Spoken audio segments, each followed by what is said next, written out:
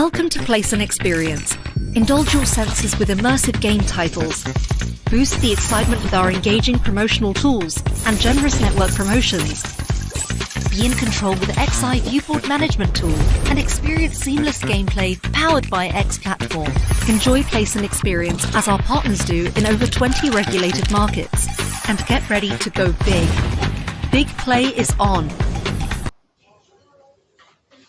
Well, there you have it. Hello and welcome to another edition of Next.io's Weekly News Live with me, Conwell here, and of course, my co-host Nico Jansen. Let me say right at the top of the episode, thank you very much to Playson for sponsoring us and keeping us coming back here each and every week. And Nico, thanks also to you for taking the time to fit us into your busy schedule.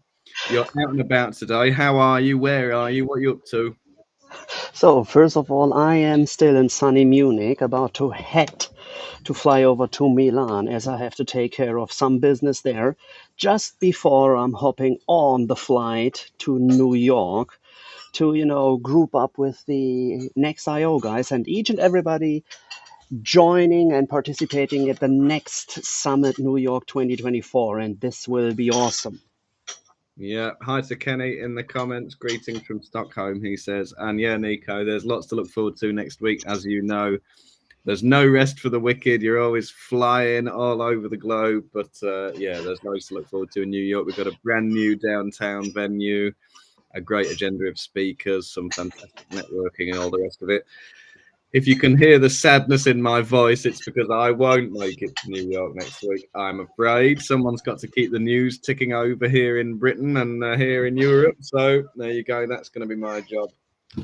So I'm very jealous, but I'm sure you're going to have a good time. So make sure if you're heading to New York as well and you're in the audience, make sure you go and find Nico and buy him a drink because he does the best news roundups in the whole industry, as we know. So Nico, speaking of which, we've got some big topics to discuss this week. We're going to be diving deep into the new stake limits for online slots in the UK, of course, which came out just last week. But first, why don't we have a look at all the biggest headlines of the week with the world famous and renowned copyright Nico Jansen, one and only 10 in 5. Let's do it.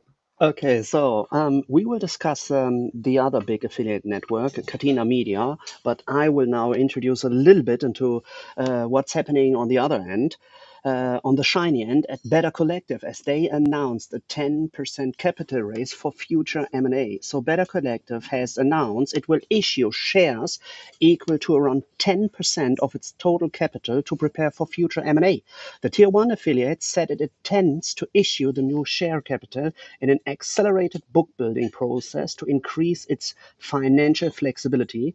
The net proceeds of the offering will be used to pay down the company's current debt obligations.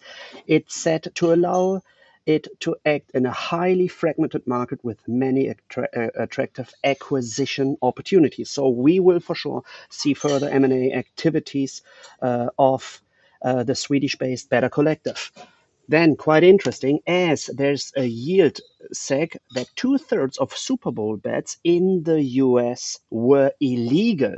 New research collated by YieldSec has revealed that close to 2/3 of bets cast on Super Bowl 58 in the US were illegal. And to give you some numbers, the research was commissioned by the Campaign for Fairer Gambling, and YieldSec reported that in total 350 million bets were placed on this year's Super Bowl, remember, just in the US, at a value of 5.4 billion US dollar, which is roughly 5 billion euros. In total, 228 million wagers were illegal, while 122 million were legal.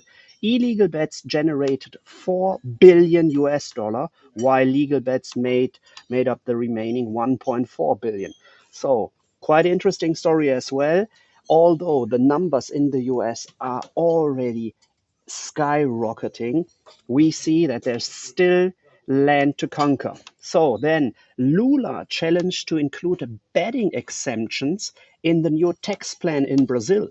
This follows the PT government's backing of the provisional measure PM, which seeks to revise the monthly income tax exemptions for public wages up to 2,824 Brazil, which is roughly 530 euros. The PM is reported to be favored by President Luiz Inácio Lula da Silva as a pledge of the Workers' Party made during the 2022 general election to revise Brazil's income tax brackets for the benefit of the ordinary workers. Keep in mind that winnings based on gambling are taxed with 15% due to the actual tax code in Brazil. One fine thing as Gibraltar has been removed from the FATF grey list. Besides Gibraltar, also Uganda, Barbados, and the United Arab Emirates have been removed from the grey listing. So shout out to them as well. The UK Parliament sees a heated debate on the affordability checks for online gambling, and we will dive into this one during our show. I just want to give you one one comment on this, as the Philip Davis, he's an MP, has set out at the Gambling Commission's proposals for financial risk checks for online gambling. In a parliamentary debate on Monday, this week's Monday, he said the proposals were completely unacceptable.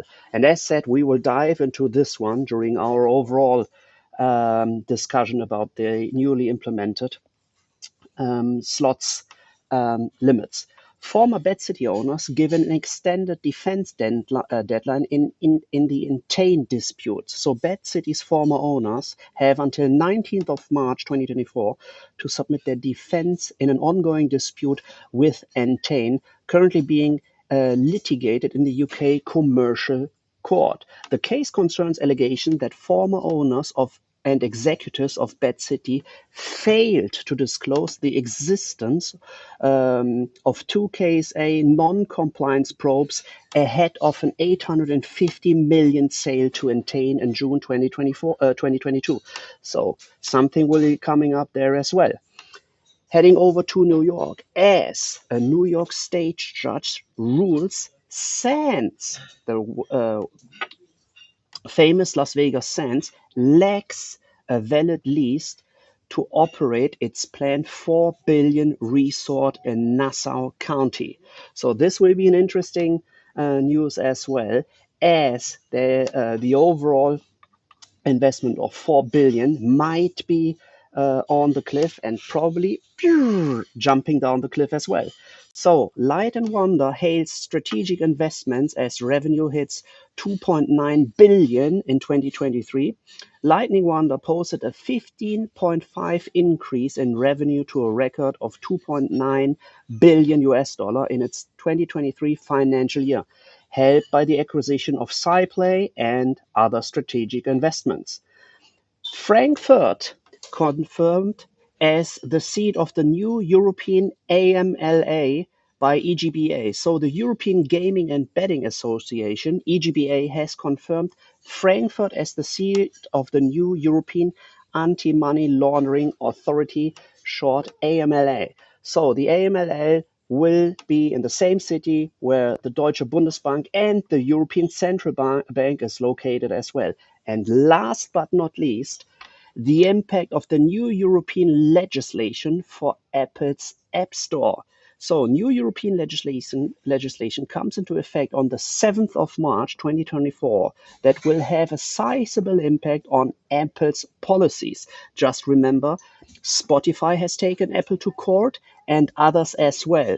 And so the most notable will be removing the restriction of in-app purchasing, shortly IAP, allowing third parties to use external payment services and external app stores as well. So maybe that's the underlying reason why Apple also is now releasing apps on their own, significant apps on their own with Apple's sports as well. But more to come during next I/O New York Summit 2024. Yeah, lots to talk about. Well done, Nico. Nobody does it quite like you. I can feel your passion and enthusiasm struggling to be contained. You're in the airport lounge and you have to make sure you're not disturbing your fellow. So well done, but we can still feel your passion for news. We know you love it. And that's the great thing about our sector, of course. There is never a dull moment. There's always something new going on. So for anyone who wants to see the biggest headlines of the week, obviously head over to next.io where you can find all those stories and more. Are you having a beer, Nico, or is it apple juice? It's apple juice. Is it? Yeah. That's very well behaved of you. Okay, we're going to move on to our first main story of the day, which is, of course, probably the biggest regulatory story of the week, which is that in the UK, the government has set out its plans for stake limits on online slots, which is going to kind of bring them into line with the stake limits that we have on land-based slots in the UK, which also have a £5 limit. So for customers aged over 25, there will be a £5 maximum limit on online slot stakes. And for customers under 25, those aged 18 to 24, it's going to be an even lower limit of £2. Now, those are going to come into effect in September. And they follow on from a consultation period undertaken by the Gambling Commission and the government, where they had a 10-week consultation with industry stakeholders and members of the public. And this new restriction is the outcome of that. So the aim of that is to reduce the risk of gambling harm, the government said, by reducing large losses, basically. It just means that you can't lose quite as much in quite as short a period of time. And so the idea is to try and protect people in that way. Now, there's been some mixed reaction to that, which we'll be discussing now, but operators are going to have a 6-week transition period when it comes in September to comply with the £5 stake limit rules. And then there'll be an additional 6 weeks after that to bring in the extra limits for under 25. So there's going to be a bit of technical work that needs to be undertaken by the operators there, of course. But before we get into all the industry reactions and all the logic behind this decision, Nico, what's your kind of initial reaction to this based on past experience of the market? First of all, and this is where the debate actually starts, it's quite intriguing if someone tells you you're not allowed to do X, Y, Z, right? As long as you can afford it, even higher stakes. So who is actually telling you you can't do so? And there are several empirical, not just studies. We've seen it in Denmark, we're seeing it in Germany as well. There's a positive correlation with the more tighter a regulation becomes, which will always drive more people into black markets operations, because you're just free to go and play and enjoy with the stakes you set yourself as well. So it's quite interesting that the UK Gambling Commission obviously follows another path, while, as said, in Denmark, they had a deposit limit. As soon as they came up with a deposit limit, they could literally see like a significant amount of people actually driving and being forced into the black market. As soon as they literally took off or took it back to no deposit limits or higher deposit limits, people actually came back to the organized and licensed markets as well. But I'm pretty sure you have your arguments lined up as well, and I'm pretty sure it will be very, very interesting what you will come up with. Yeah, well, it's certainly something we're going to be watching over the next few years, and of course we will. There'll be a delay, but eventually we'll get the market data from the Gambling Commission and we'll be able to see the direct impact of this. I think that a £5 limit is it's probably fine for the majority of players. I think most people probably gamble under that anyway in terms of staking what they stake on online slots. So I think it won't affect most people. Obviously, big players are gonna have to find something else to do, and I think we know that if you're £100 a spin person, well, that only leaves you one option really, and I don't think you'll be carrying on betting with UK licensed companies. But I think one of the interesting things about this as well is this lower limit for under 25, the £2 limit. That's obviously going to cause some headaches for operators in terms of the technical implementation, but I'm sure it can be done. And the government has basically said that the lower limit for young adults reflects the age group's higher average problem gambling score compared to other demographics. So there's a number of kind of characteristics which are associated with younger people, such as lower disposable incomes, the fact that they're still developing neurologically, and so their perception of risk is different to older people. And they also are kind of confronting life challenges like managing money for the first time. And I think all those factors combine to put younger people at a higher risk of gambling, for gambling related harm. And for me, I know there's a lot of people who'll speak out against this, but I actually think that a £2 limit, although it seems very low, I do think there's an argument that actually what it kind of combats what it kind of combats against is this kind of very high level of impulsiveness, which can be kind of connected to young people, and especially with high volatility and high speed online gambling. It just means that if a young person has £100 in their account, it's much harder for them to just get rid of it in the space of a few seconds, just gamble it away on a handful of spins. It just helps to kind of slow them down a little bit. And I think that, okay, there's probably going to be some under 25 VIP type players who play with huge stakes and want to carry on doing that, and they'll be looking elsewhere. But I think for the majority of people, I can kind of see the logic behind this, and I think there is a reasonably compelling argument for having lower limits for those under 25. Nico, what do you think? Have we seen anything like this in other markets before, where it's one rule for under 25s and one rule for over 25s, or is that something unique? This specific rule is quite unique. While in Germany, we just have an overall stake of €1 per spin. So this just applies to each and everybody, but distinguishing between 25 and above, and below 25 is just, it's interesting, put it this way. But we also have some underlying studies as well, if I may do so. So there's Paul Leyland analyzes that using data from a report which has been published several years ago on revenue versus stake amounts, Leland estimates the proportion of revenue generated by stakes over £5 has decreased approximately 23%. So we for sure see something which will be impacted by these stake limits. And it will, as said, will be interesting to see how much of the overall revenue will be shifted towards black market operations as well. Yeah, I saw that analysis from Paul Leyland, and he's always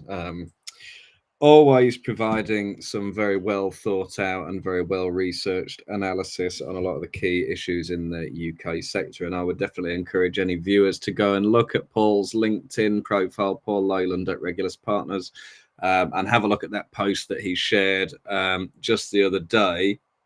So he put out a big long analysis of the regulatory change, and as you say, Nico, he sort of pointed out that something like 23% of online revenue or online slots revenue comes from those who are playing with stakes above £5. So that's obviously a large chunk of the market. It actually amounts to about 10% of the UK online gambling sector, or about £700 million a year in revenue. So it is a big chunk. And Paul kind of said that revenue will be put at risk by the changes. And then what was also interesting for me, so beyond the long note that he published, there was also a bit of a discussion in the comments of the post that he shared on LinkedIn, and some disagreement there, and a few people talking, kind of putting their side across and trying to debate exactly where this is going to fall. But in the end, so okay, there's 700 million of revenue at risk. But actually, when you calculate all these different moving parts together, so some people, of course, will compensate. They'll go down from a £10 stake to a £5 stake, but have longer sessions. Some people, so one factor will change, and that will impact the other factors, which impact how much revenue is coming from slots. But Paul concluded in a LinkedIn comment that basically a dip of about 100 to 200 million pounds of gross gambling yield is what Regulus Partners expects from the kind of overall impact of this going forward. But the other thing that was kind of important to mention, I think, so the way he set it out was basically that this is going to impact two kinds of customers, and one is the people who are compelled to bet harmfully at high stakes, and those who are suffering from gambling harm, and those who choose to bet with high stakes because they can afford it and because they want to. So those are the two groups who are going to be impacted. I think that's fair to say. And the key problem with that is that both of those groups are very well catered for by the growing black market, Paul said. So I think that's absolutely true. And he said, with nearly £500 million of revenue to go for, there will be no shortage of credible illegal supply. Again, we know how big the black market is and how effective it is. And he basically said overall that over time, slots limits are likely to drive a UK black market of around 10% of the total UK market, which is more than double where we believe it is now.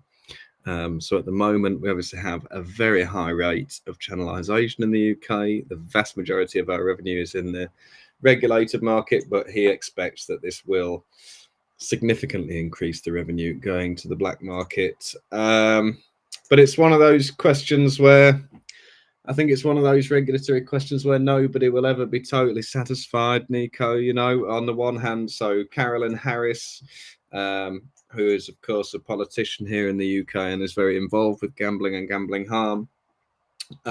She said she was pleased that the government had opted for a £2 limit for people under 25, but she wanted it to go further and have a £2 limit for those over 25 as well. So she's not satisfied. Michael Duggar of the BGC, Betting and Gaming Council, our big trade association here, he kind of sat on the fence a little bit. He said, well, it's good that consumers will be protected, but let's make sure we don't go too far because the black market. Paul thinks it will lead to a doubling of the black market, So it's one of those questions that nobody's ever going to have the 100% right answer. But this is kind of what we've come to now. What are your thoughts, Nico? So usually as soon as politicians zoom into the overall discussion, it's pretty much low-hanging fruits. We have the same in Germany, where the all-time favorite, and everybody knows him, Ulrich Meurer from the Social Party always claims like, no, we have to stop advertising, yada, yada, yada. So from a political point of view, it's just low-hanging fruit. So I highly doubt that there's so if I could kind of distinguish or will compare like the safe haven of licensed operators who already have tight margins as soon as you need to apply all the different requirements, etc.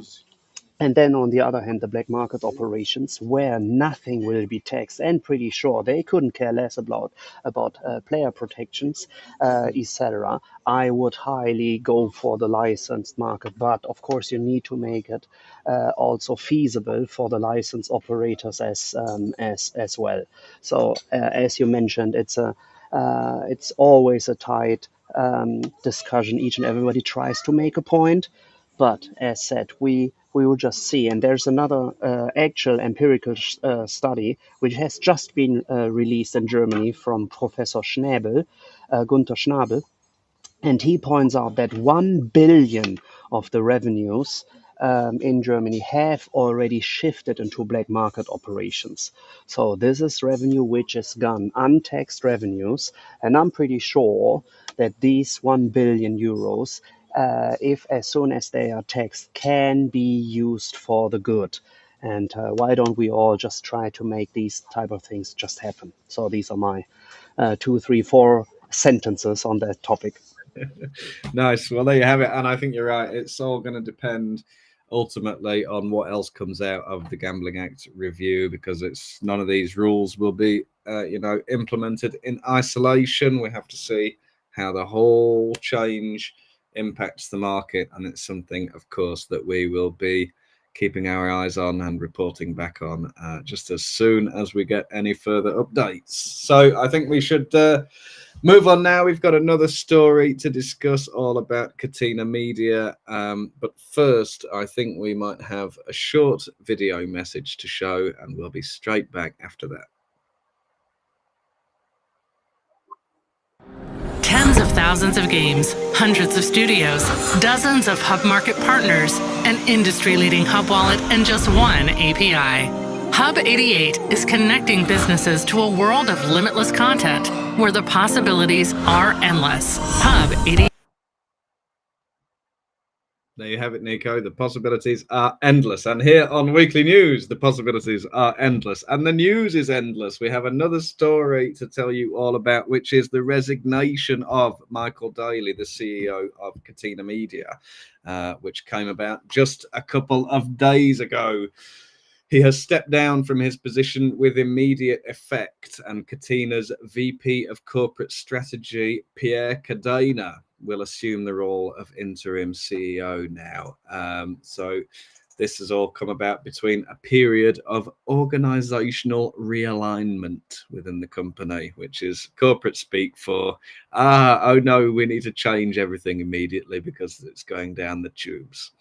So the company said, or the board chairman, I should say, Goran Blomberg, said, with the company facing lower growth, we have started to implement a number of growth initiatives. And as we embark on this crucial stage, we are seeking new leadership to drive these initiatives and move Catena Media into its next chapter. So I think we've all seen the stories over the last year or two. In its latest results, Catena had 14.5 million of revenue in Q4 2023, which was down 41% on the previous year. I mean, really a shocker of a quarter, really poor performance. Shareholders not happy, of course, about that.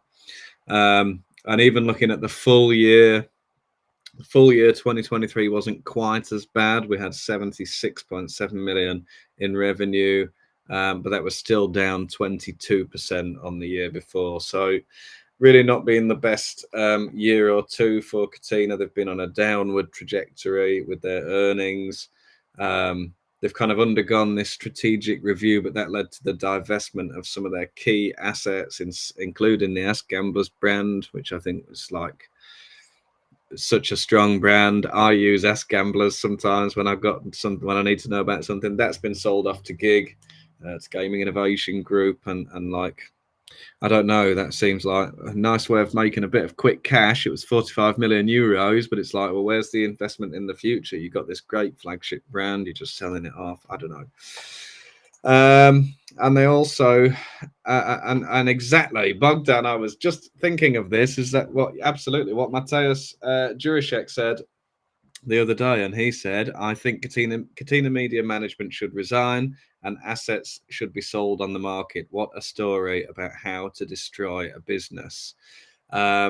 And well, let's take a look at a couple of charts now, because if we look at the share price, we can see what's happened just this week over the last few days, which is that from the 29th of February, there's been a big spike. Shares today are up something like 22 or 24%. Which I think the only news I could see today that might have sparked that was something about some warrants. There was some financial thing that I didn't really get the detail of, sorry. But also, obviously, Michael Daly's resignation will have had an impact on this, and maybe you see some investor confidence coming back into the business. But if we look at the next chart, which is what's happened over the last year, you can see that it's just been constant, steady decline for these shares. I mean, 68% down over the past year, so it's been sort of basically catastrophic, to be honest, for Catena shareholders. Thanks for that, Lorena. So I think what Mateus said the other day and what Bogdan's quoted there seems seems like I can understand where he's coming from. Anyway, what do you think about that, Nico? Yeah, pretty much the same, especially if you just take a look at the evolvement or development of the share price as well. So what you just pointed out is pretty much what has happened to the share price after they were selling off their gamblers, which had been sold by end of 2022. Of course, you can make some quick cash, and they solely and exclusively focused on the US market as well. Turns out that they got rid of all of their or pretty much the golden cows within their overall assets, just to finance the big time game in the US. As of now, it turns out that this might not have been the right move, as they are also facing another big affiliate network, Better Collective, and they are doing big time in M&A activities. If I was taking a look at all the news regarding Better Collective, they are just buying assets. I don't remind any news where they sold off any asset. So instead of shrinking their business, they're expanding their business. So it's the other way around. So we have two interesting stories now on the line, and as already pointed out, it just sounds a little bit weird that on the one hand, obviously the affiliate networks work and they are making money, decent amount of money, and on the other hand, you have the Catena Media, a well-known name in the industry as well, and obviously they failed to come up with a certain plan to actually, head over and get the golden nuggets in the US as well. Yeah, it's really difficult to say exactly what went wrong.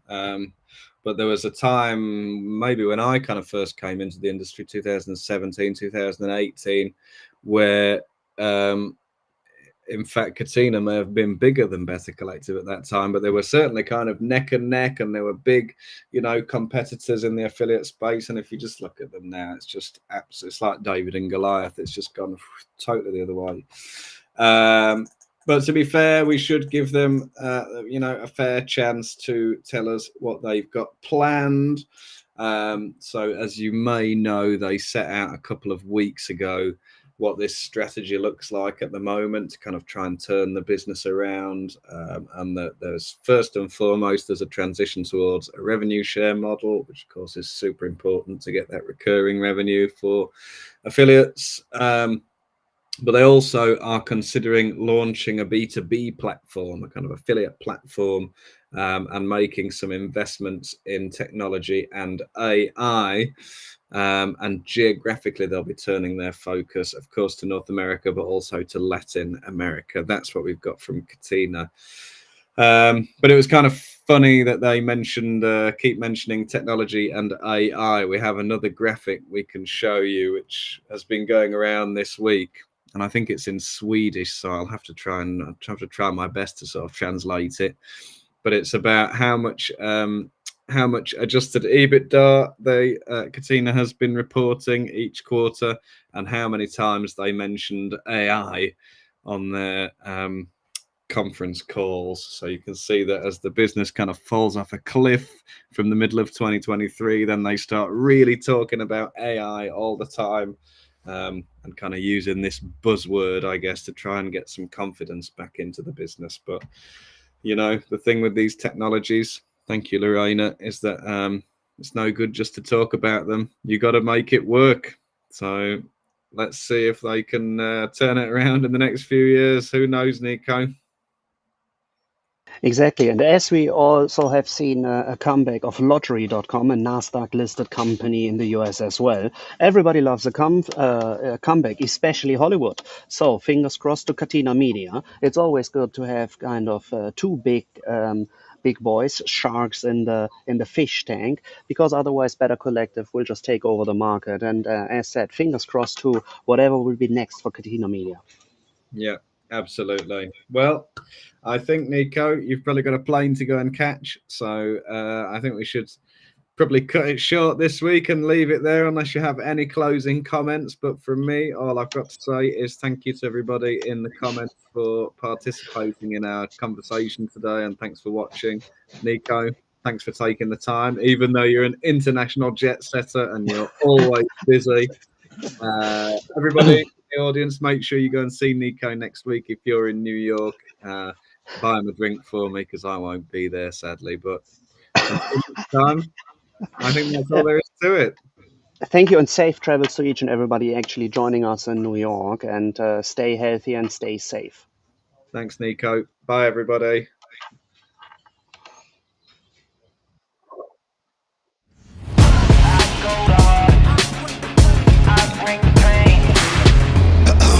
They ain't coming close to me. Flows on atomic, I'm starting fires through poetry. The heart's out, staying loyal, no falling out. And if you step into the court, be ready, we ballin' out, yeah.